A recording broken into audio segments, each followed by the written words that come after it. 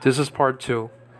Hi, everybody. This is Angelo Quinones, and you reach I Am Ministries. I Am Ministries is designed to give you dependable and accurate answers that come straight from God's holy and inspired word, the Bible. Ha Biblia, by the way. I used to say Biblios, it rolls on the tongue better than Biblos, but, it's really Biblos and not Biblios.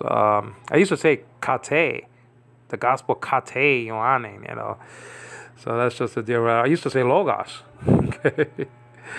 It seems silly now. It's just like growing up in the Bronx and saying word up, man. And now when you look at it, you say, oh, this is kind of childish, It's like, it's really amazing to behold, But that's just the deal. Now, we're looking at the full Greek construction of the Gospel of John, but we're veering off the road of John 1:1 sometimes, and we're going to other streets and other corners. We're going to other verses that have to do with discussions between us born again Christians and against them, the those in John chapter 17 that Jesus spoke about, the unbelievers. The Oneness Pentecostals and the Unitarians and the Iglesia de Cristo.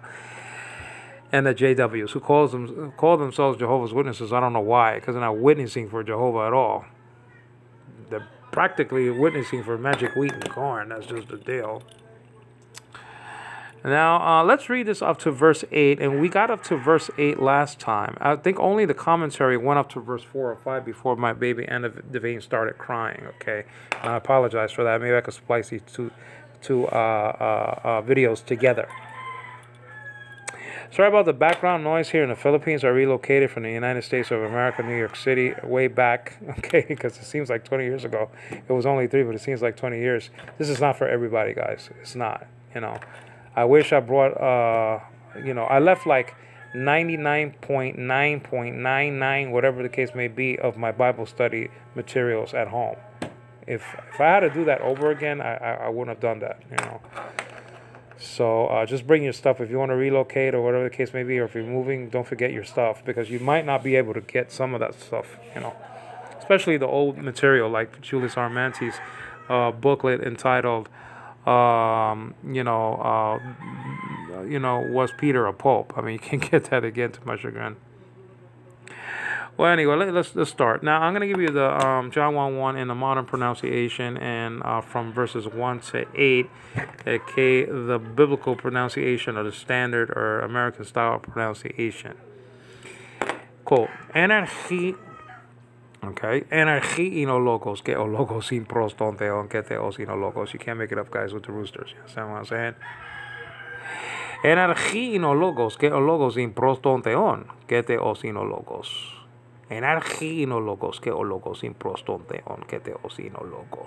Okay, so that's John 1:1, according to the modern pronunciation. And throw in there a little bit of Hebrew. The Hebrew New Testament by, translated from the Textus Receptus by G.G. Collier and T. Frey way back in 1817. Okay, you can still get that on Amazon.com, by the way. And so that's just the deal. And it goes something like this. Bereshit Haya Hadabar, Hadabar Hayaim, Ha Elohim, Wa Elohim Haya Hadabar. I mean, you could say Va for and, but different strokes for different folks. Bereshit Haya Hadabar, Hadabar Hayaim, Ha Elohim, Wa Elohim Haya Hadabar. Okay? So Haya means was, Bereshit means in beginning, Dabar, D-A-B-A-R, or Dalet Beit Resh means a what? Elohim, you know that. Im means with. Va or wa means and. Sometimes pronounced ve nowadays. Yeshli ach ve'achot. Have a brother and a sister. And so that's just to deal with that. But let's get into the biblical pronunciation, because this is the John 1:1 mega series. Okay, this John 1:1 series started a long time ago. No pun intended. And I did after the initial study on Angelo KYKY Quinones, actually did voice texts, hundreds of voice texts on John 1:1. But recently I did a mini series, and I'm engaged in a mega series of John 1:1, the full Greek construction. For the first time several years ago, I got into the full Greek of John 1:1. And not only that, we veer off from time to time. Okay, we're journeying on this road together. We veer off from time to time and look at other verses that come into play, come into discussion, come to the pool of debate between us, born-again children of God, Trinitarians, by the way, and against, that we have with the, JWs, Unitarians, Oneness Pentecostals, Iglesia de Cristo, those people who don't really believe in the deity of Christ or in the Trinity. So we get involved with them, and we can either reach them or defeat them very easily, okay? Especially defeat them very easily, by the way, by the grace of power and power of God. Well, here it goes, from verses 1 through 8, okay? Quote, En arche in halagas, kai halagas in prastantean, kai theas in halagas. Let me just repeat that before I go into verse 2. En arche in halagas, kai halagas in prastantean, kai theas in halagas. Hutas en arche prastantean, panta di autu egeneta, kai chores autu egeneta, ude hen ha geganen. Verse 4. Let me just scroll up a little bit here. Quote, En auto zoein, kai he zoein ta phos ton anthropon. Verse 5. Kai ta phos en te skatia, fane, kai he skatia, auta u katelaben. And verse 6. Let me just scroll up over here. Egeneta anthropas apestalmenas paratheu anama auto Ioannes. Now verse 7. Hutas elthen eis marturian ina marturese peri tu photas ahena pantes. Let me just scroll up a little bit here. Pistu sosi di auto. Now verse 8. Uk en ekenasta phos hina marturese peri tu photas. Okay? I had to read it like that because he was not the light, So, okay, that's just the deal. Let's bring some commentary, bring some light, no pun intended, bring some force, okay, into the discussion, into the pool. Now we already mentioned, okay, John 1:1, and but let's do the overview commentary again, because again, my baby, interrupted me in the discussion during the discussion of John 1 around 4 or 5 or 6. So I couldn't finish, to my chagrin. Well, let's read this verse 1. En arche in halagas, kai halagas in prastantean. Kai theos in halagas, or en arche no logos, ke logos in prostoteon, ke theos in logos. Praise God, he gets the glory, not me. Now, I mentioned that enarche is a prepositional phrase. The en is a preposition, one of let's say 17 or so small prepositions, okay? You got en, and you have ek, and then you have, ana, and you have meta, hupa, para, kata, dia.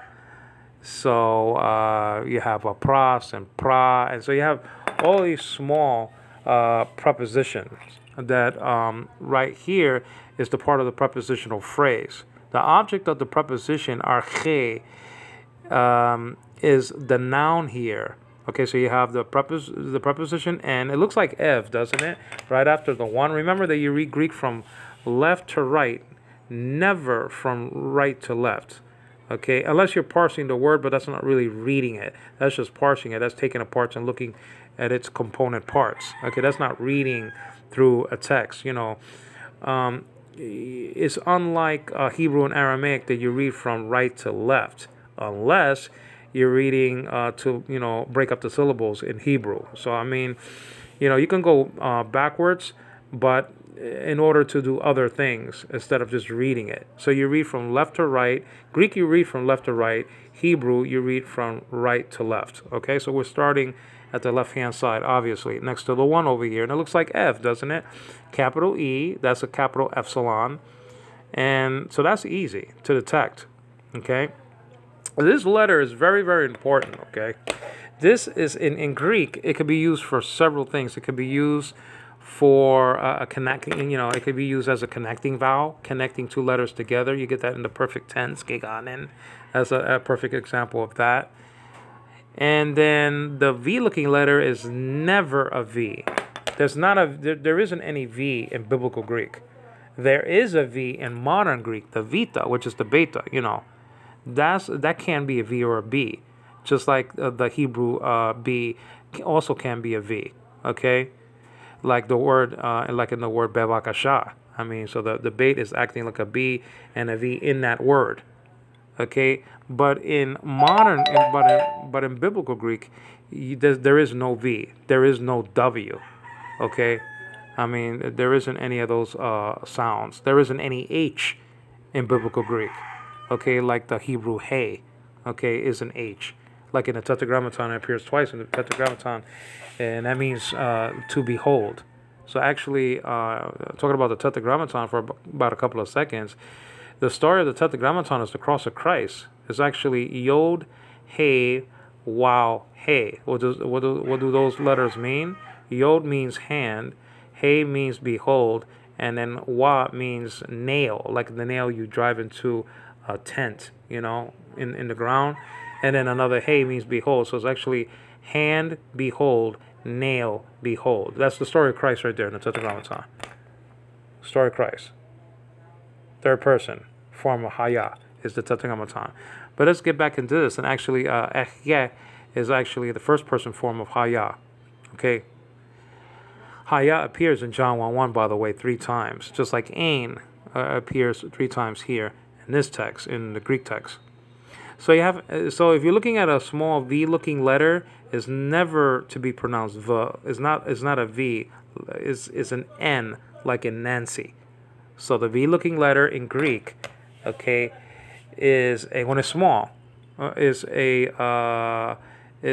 big, it just looks like an N, a capital N. When it's capitalized, it looks like an N. But when it's small, it looks like a V, and it's not a V. It's an N, like in Nancy. Okay, so it's N. Preposition taking the dative case.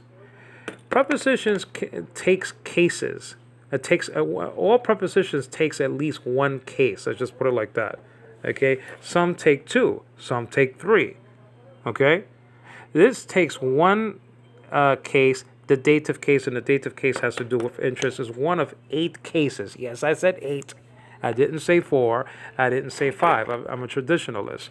Okay, I believe in preaching about all the cases, okay, in Greek, not just 4 or 5. I mean, they made applesauce out of some